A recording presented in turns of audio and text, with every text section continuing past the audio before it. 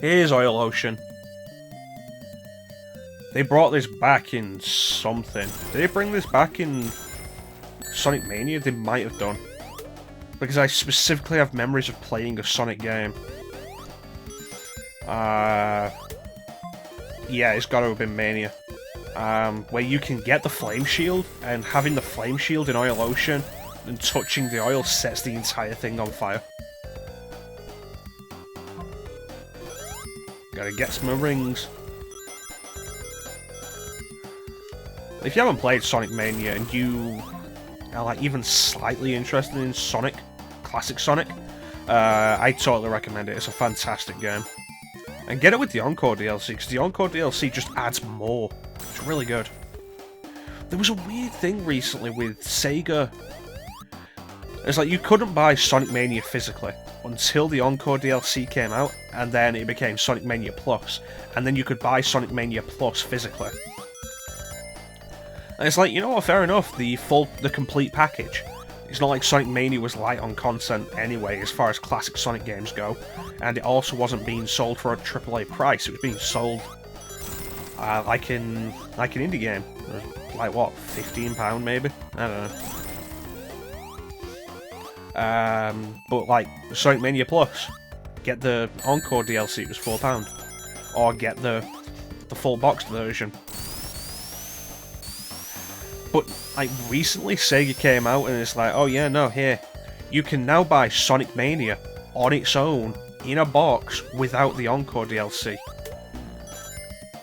And while there are times every now and then where I'd be like, you know, that's a nice option for people who didn't want the DLC because DLC changed stuff maybe.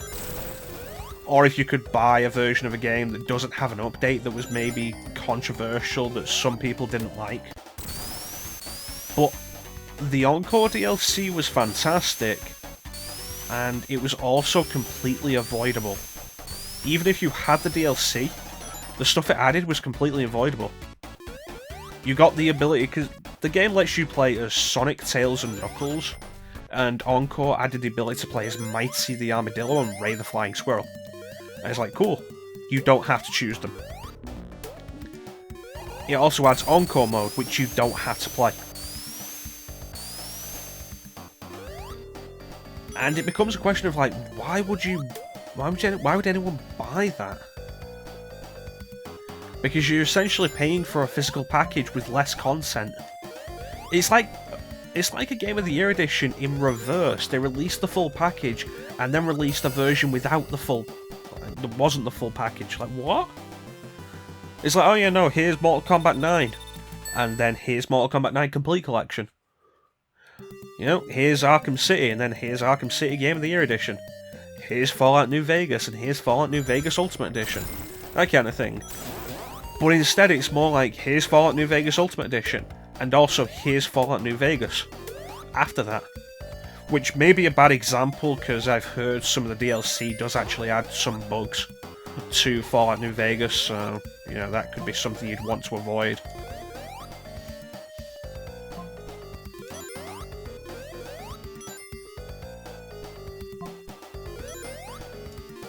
But, like, what the hell happened there? That didn't look right. Say we're talking about, like, Mortal Kombat 9. And it becomes a case of, if you have the option, why would you not get the complete collection? Even if you're not going to use the extra fighters. Which in MK9 were Scarlet, Kenshi, Rain, and Freddy Krueger. Even if you're not going to use them, even if you're not going to use the new consoles, why not just have the package anyway? Why would you choose not to have that package? What if you change your mind later? Then you'll have to pay more for it. It's a weird idea and I've never seen it done before. And I don't get why you do it. But, you know, oh jeez, I missed that. But, you know, this is Sega, who, let's be fair, to put it nicely, they whore Sonic out as much as possible. Is whoring the right term for that? they push Sonic as much as possible. Get that. Nice. Like, if they've got anything going, they'll push Sonic as hard as they can. I mean...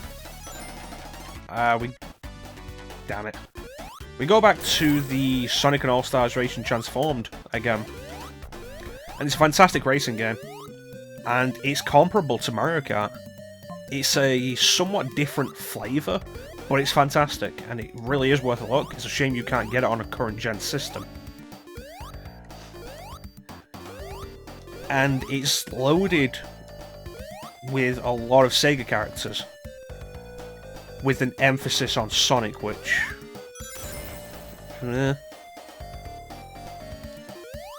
So you end up with some Sega characters and franchises that you might be interested in not being represented at all, and places where they could have gone being represented by Sonic characters chances are you didn't actually care about. Conscious decision. Oh, checkpoint. And it's like, you know what, we used to this. It's not an ideal situation, but we're used to this. We'll deal with it.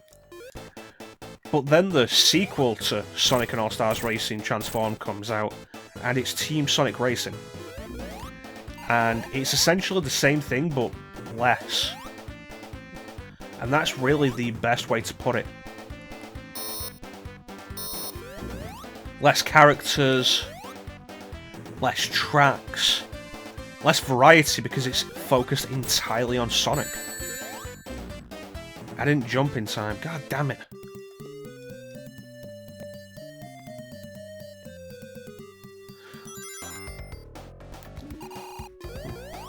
But it feels like focusing entirely on Sonic for that more than anything has kind of reduced the appeal of it.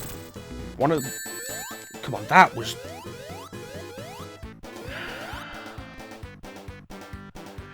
One of the big appeals for me with Sonic and All-Stars Transformed is some of the Sega franchises that it had. Like, it was the first time Skies of Arcadia got any kind of representation in like 15 years, and if you know me, if you follow the channel, if you follow the streams, you know I love Skies of Arcadia. It's a fantastic RPG that Sega needs to do something with. I'm not saying do a sequel, I'm saying, like, bring it back. Make it playable. You know what, we're rewinding this, because this went horribly. And I'm just not in the mood for this now. How far back does this go?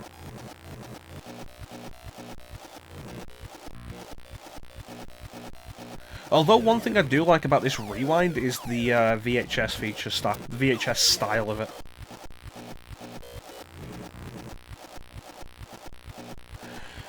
You know, this is a good time to take a drink. Wow, it's still going.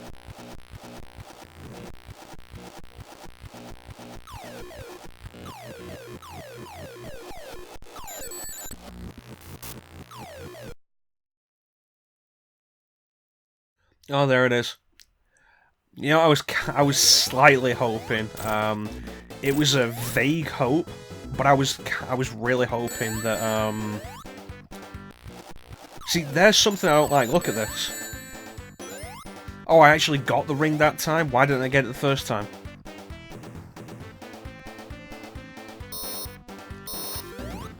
Yeah, it was a vague hope that I would be able to rewind back to the previous fight when I had more rings.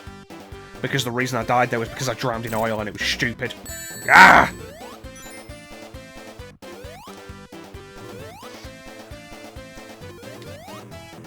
Yeah, I'm gonna say, though, it is stupid in classic Sonic how... It's like, okay, you've got your invincibility frames. Good idea for an old-school game.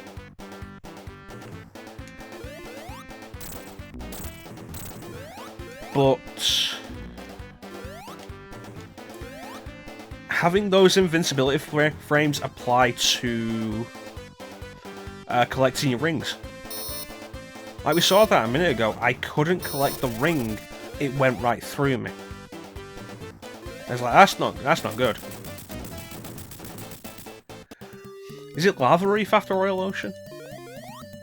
Thanks, Tails.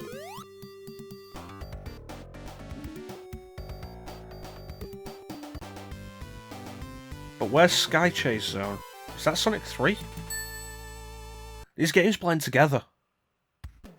Metropolis Zone. I always forget about this.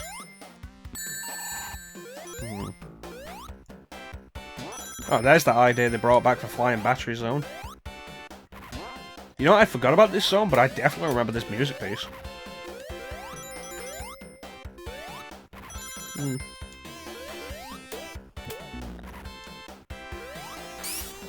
Can I jump over that? Oh, you what? No.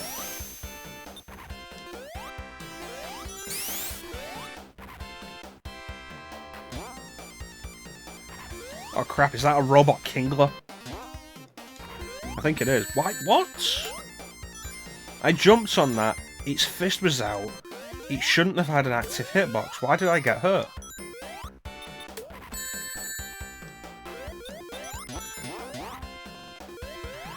Slicers.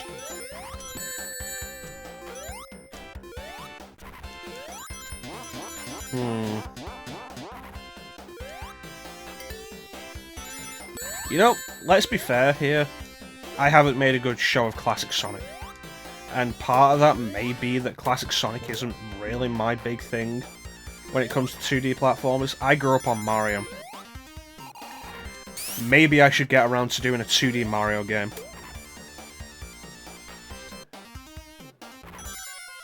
Maybe I should just do Super Mario World. Although one thing to note with Super Mario World is it's certainly longer than this. And if I'm going to do Mario World, I will probably want to do a 96-star run. But the point still stands. I should do one of the platformers that I am actually really good at. Of course, the downside is, the minute I start doing Mario World, I'm going to just lose it. And I'll be terrible, and then nobody will believe me that I'm good at games. And my life will go nowhere.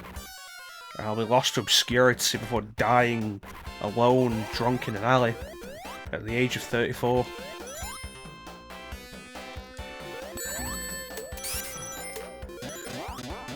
Who knows, we'll see. Maybe I'll do Mario World.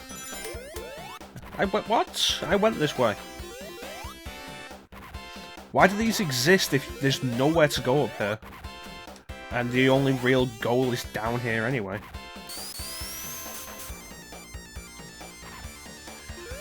One thing I really do respect and enjoy about classic Sonic's level design is the multi-tiered level design. The fact that there's usually so many different paths you can take to get to the end. But, you know, sometimes it just works out to be really confusing like that. Oh, hey, Tails. Do-do-do-do. Shouldn't we have run off by now? Let's go. Oh, that was a bad decision that thankfully worked out.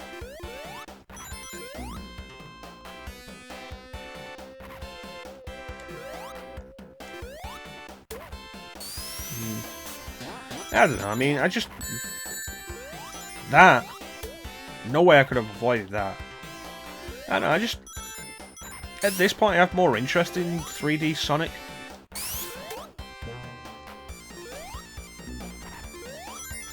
Maybe it's just because I feel like platformers in 3D is the natural environment they should go for. Though I do love the simplicity of a lot of 2D...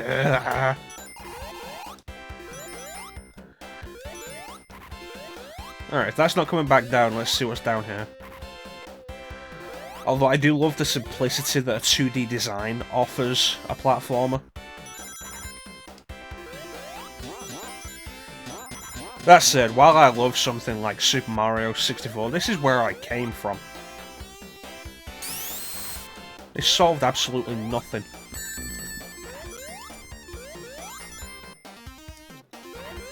Yeah, while I love something like Super Mario World, I don't know, I guess I do kind of prefer Super Mario 64 over that. Despite the actual control and camera problems that 64 has.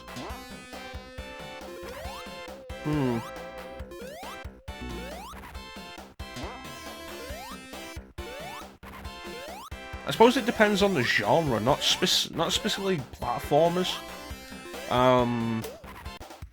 Say we end up with something like Metroid, or a Metroidvania. I feel like Metroidvania is probably best done in 2D, but then how many examples of decent 3D Metroidvania are there that can prove that wrong? There's Dark Souls. I guess you could argue Soul Reaver. But I feel like Soul Reaver was kind of ahead of its time. Which leads to part of its problem being that the world is big and also mostly empty. That didn't happen, you didn't see that.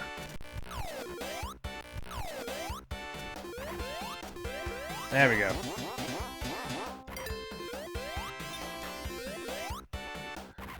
Yeah, well.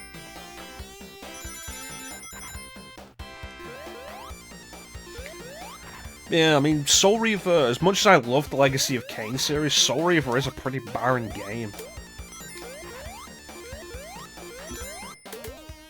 I mean, Blood Omen. Blood Omen's a game that isn't for everybody, but Blood Omen has a much more vibrant world. Probably because of its 2D design. I mean, yeah, they're completely different genres of game, I guess. But it becomes an interesting question of what works better in 2D or 3D. I think platformers are at the best in 3D. But we've also got the issue of the heyday of 3D platformers ended a long time ago. And nowadays, if you see a platformer, chances are it's in 2D. A 2D indie affair, or maybe something like Rayman Legends. But you know, while Rayman Origins and Rayman Legends are fantastic games, let's not forget that Rayman 2 was a really good game. I should do Rayman soon. I don't like how I'm not able to get my rings back most of the time. Maybe I'm just used to the later Sonic games being a lot more forgiving with that. Like, oh yeah, no, you lost your rings, but don't worry, you can get them back if you're quick. Right, it's like, oh no, you lost your rings, well you can't get them back until we say you can. Oh, they've all gone. Well, now you can get them. Oh, but they're all gone. I don't know. What do you mean I got through Act 2? Where's the boss?